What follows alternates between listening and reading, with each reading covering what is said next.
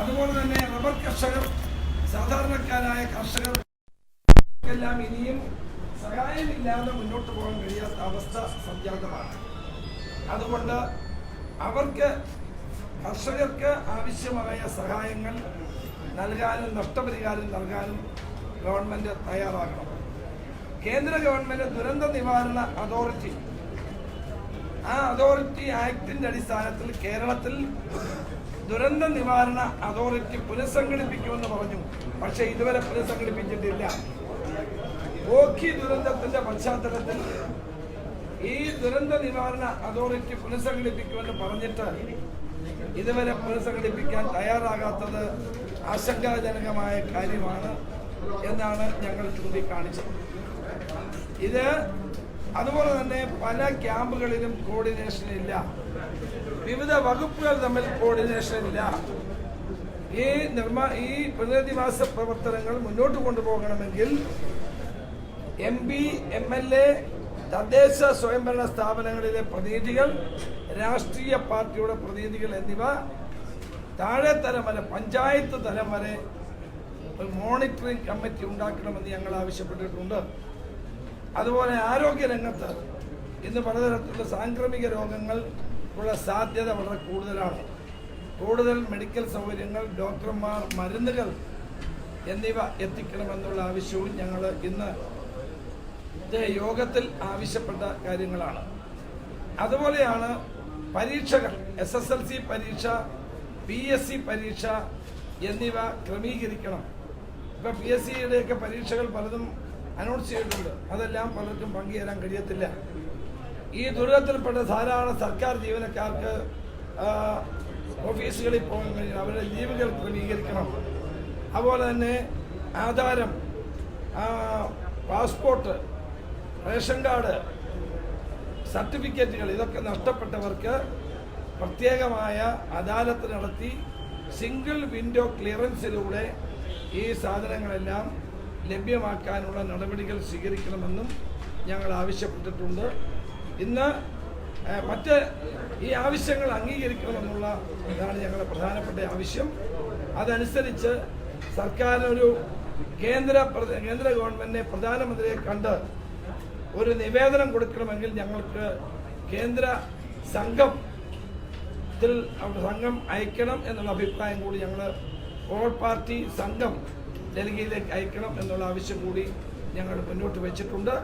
പുനരധിവാസ പ്രവർത്തനങ്ങൾക്കും ക്ലീനിങ് തുടങ്ങിയിട്ടുള്ള എല്ലാ കാര്യങ്ങൾക്കും യോജിച്ച് പ്രവർത്തിക്കുമെന്ന് ഞങ്ങൾ വാഗ്ദാനം ചെയ്തിട്ടുണ്ട്. അതുപോലെ ഒരു പ്രധാനപ്പെട്ട കാര്യം, ഈ ക്യാമ്പുകളിലെ രാഷ്ട്രീയ അതിപ്രസരം, ക്യാമ്പുകളിൽ കൊടിയും ബാനറും മറ്റ് ചിഹ്നങ്ങളുമായി പോകുന്ന പലയിടത്ത് സംഘർഷങ്ങൾ ഉണ്ടാക്കുന്നുണ്ട്. അത് ഒരിക്കലും ഒഴിവാക്കേണ്ടതാണ്. അത്തരം സംഘർഷങ്ങളുടെ വേദികളായി ഈ ക്യാമ്പുകളെ മാറ്റാൻ പാടില്ല എന്നുള്ള നിർദ്ദേശവും ഞങ്ങൾ കർശനമായി തന്നെ മുന്നോട്ട് വെച്ചിട്ടുണ്ട്.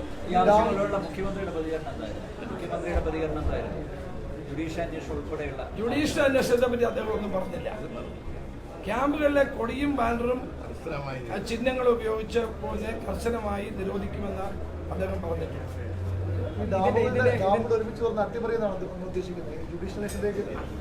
നാളെ ഭാവിയിൽ ഇത് ഉണ്ടാകരുത്. എന്താണ് സംഭവിച്ചത്, ഇതേ സംബന്ധിച്ചൊരു വിശദമായ ജുഡീഷ്യൽ അന്വേഷണം അനിവാര്യമാണ്.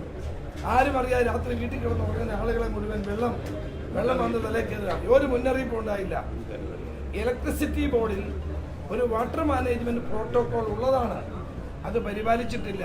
ബാക്കി കാര്യങ്ങൾ പിന്നീട് പറയാം. ഇതെല്ലാം കൂടെ ഒരുമിച്ചാണ്. കാർഷിക കടങ്ങൾ എഴുതിത്തള്ളണം എന്ന് പറയുമ്പോൾ കൃഷിക്കായി എടുത്തിട്ടുള്ള കടങ്ങൾ മാത്രമല്ല, മറ്റാവശ്യങ്ങൾക്ക് വേണ്ടി കൂടി എടുത്തിട്ടുള്ള കടങ്ങൾ, കർഷകരെടുത്തിട്ടുള്ള കടങ്ങൾ, കർഷക കടങ്ങൾ, കൃഷിക്കാരന്റെ കടം, പ്രളയബാധിത മേഖലയിലെ കർഷകരുടെ അതെ, വീട് വയ്ക്കാൻ എടുത്തത് കാണും, ആശുപത്രി ചികിത്സയ്ക്ക് വേണ്ടി എടുത്തത് കാണും, മറ്റാവശ്യങ്ങൾക്ക് വേണ്ടി എടുത്തത് കാണും. കൃഷിക്കാരൻ കാർഷികവും കാർഷികേതരവുമായ ആവശ്യങ്ങൾക്ക് വേണ്ടി എടുത്തിട്ടുള്ള എല്ലാ തരം കടങ്ങളും എഴുതിത്തള്ളണം എന്നാണ് ഞങ്ങൾ ആവശ്യപ്പെട്ടത്. ഞങ്ങൾ പ്രതിപക്ഷ നേതാവിൻ്റെ നേതൃത്വത്തിൽ ഈ ദുരന്ത നിവാരണവുമായി ബന്ധപ്പെട്ട് വളരെ കൂടുതൽ നിർദ്ദേശങ്ങൾ വെച്ചു. വളരെ വിശദമായി ചർച്ച ചെയ്തു. പല കാര്യങ്ങളും ഗവൺമെൻറ് സ്വീകരിച്ചു. അതോടൊപ്പം തന്നെ ഏറ്റവും പ്രധാനപ്പെട്ട പറഞ്ഞ സംഗതി, ഈ പ്രഖ്യാപിച്ചിട്ടുള്ള ആനുകൂല്യങ്ങൾ പോരാ, അത് വർദ്ധിപ്പിക്കണം എന്നാണ് പ്രധാനമായിട്ട് പറഞ്ഞിട്ടുള്ളത്. ജനങ്ങൾക്ക് ഉള്ള ബുദ്ധിമുട്ട് പരിഹരിക്കുന്നതിന് ആവശ്യമായ സഹായങ്ങൾ ഗവൺമെൻറ് ചെയ്യണം, അതിന് മുന്നോട്ട് വരണമെന്ന് ആവശ്യപ്പെട്ടു.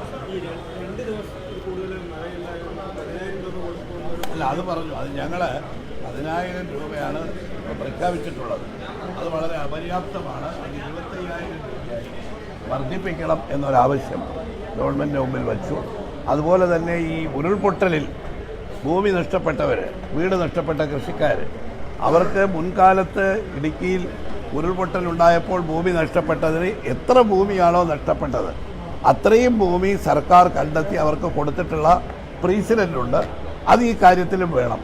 വീടുകൾ വയ്ക്കുന്നതിന് പൂർണ്ണമായി നഷ്ടപ്പെട്ടതിന് 4 ലക്ഷം രൂപയാണ് പ്രഖ്യാപിച്ചിട്ടുള്ളത്. അത് അപര്യാപ്തമാണ്.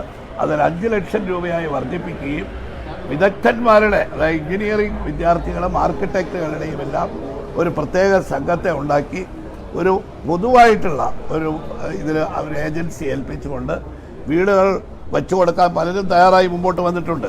ഞങ്ങൾ തന്നെ കോൺഗ്രസ് പാർട്ടി ഇന്ന് 1000 വീടുകൾ നിർമ്മിച്ചു കൊടുക്കുന്നതിന് ധനസഹായം ഞങ്ങൾ ലഭ്യമാക്കുമെന്ന് പറഞ്ഞു.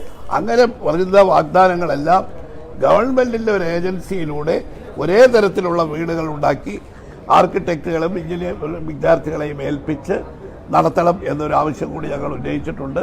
ഈ ഇവിടെ പ്രതിപക്ഷ നേതാവ് പറഞ്ഞ പോലെ ഈ കച്ചവട സ്ഥാപനങ്ങൾ, ചെറിയ ചെറിയ വ്യവസായ സംരംഭങ്ങൾ, ഇതെല്ലാം പൂർണ്ണമായും തകർന്നുപോയി. അവർക്ക് ഇത് ഒഴുകിപ്പോകുമ്പോൾ സ്റ്റോക്ക് രജിസ്റ്ററുണ്ട്. ആ സ്റ്റോക്ക് എടുത്ത് അതിൻ്റെ അടിസ്ഥാനത്തിൽ തിട്ടപ്പെടുത്തി നഷ്ടപരിഹാരം നൽകണം എന്നാണ് ആവശ്യപ്പെട്ടിട്ടുള്ളത്. അതുപോലെ തന്നെ ഒരു കാര്യം നിങ്ങൾ മനസ്സിലാക്കണം, ഇവിടെ ഈ ദുരന്തമുണ്ടായത് 3-4 നിയോജകമണ്ഡലത്തിൽ മാത്രമല്ല, കാസർഗോഡ് ഒഴിച്ചുള്ള എല്ലാ ജില്ലയിലും ഈ പ്രളയം ബാധിച്ചതാണ്. ആദ്യത്തെ പ്രളയം ആളുകൾ മറന്നുപോയി. ഇപ്പം ഇടുക്കി, വയനാട്, ഈ കോട്ടയം, ഇവിടെ എല്ലാം മഹാപ്രളയമായിരുന്നു ആദ്യത്തെ കാലം. കുട്ടനാട്, അത് കഴിഞ്ഞാണ് ഈ ഡാം തുറന്ന് വിട്ടപ്പെടുന്നതോടുകൂടി മറ്റേ ജില്ലകളിലും ഈ പ്രദേശങ്ങളിൽ മഹാപ്രളയം ഉണ്ടായത്. ഇവിടെ മറ്റെല്ലാ ജില്ലയിലും ഇന്ന് ഡാമുകൾ തുറന്നു വിടുകയും മഴക്കാലം കൊണ്ട് എല്ലായിടത്തും പ്രശ്നമാണ്. അല്ലാണ്ട് 3-4 സ്ഥലത്ത് മാത്രമല്ല, കാസർഗോഡ് ജില്ല ഒഴിച്ചുള്ള എല്ലാ ജില്ലകളിലും കാസർഗോഡ് പ്രത്യേക തരത്തിൽ മഴ പെയ്ത് നാശനഷ്ടം ഉണ്ടായിട്ടുണ്ട്. ഫലത്തിൽ കേരളം മുഴുവൻ പ്രളയബാധിത സ്ഥലമാണ്. അവിടെയുള്ളവർക്കെല്ലാം ഈ ആനുകൂല്യം കൊടുക്കണം, എന്നാലേ പറ്റുള്ളൂ.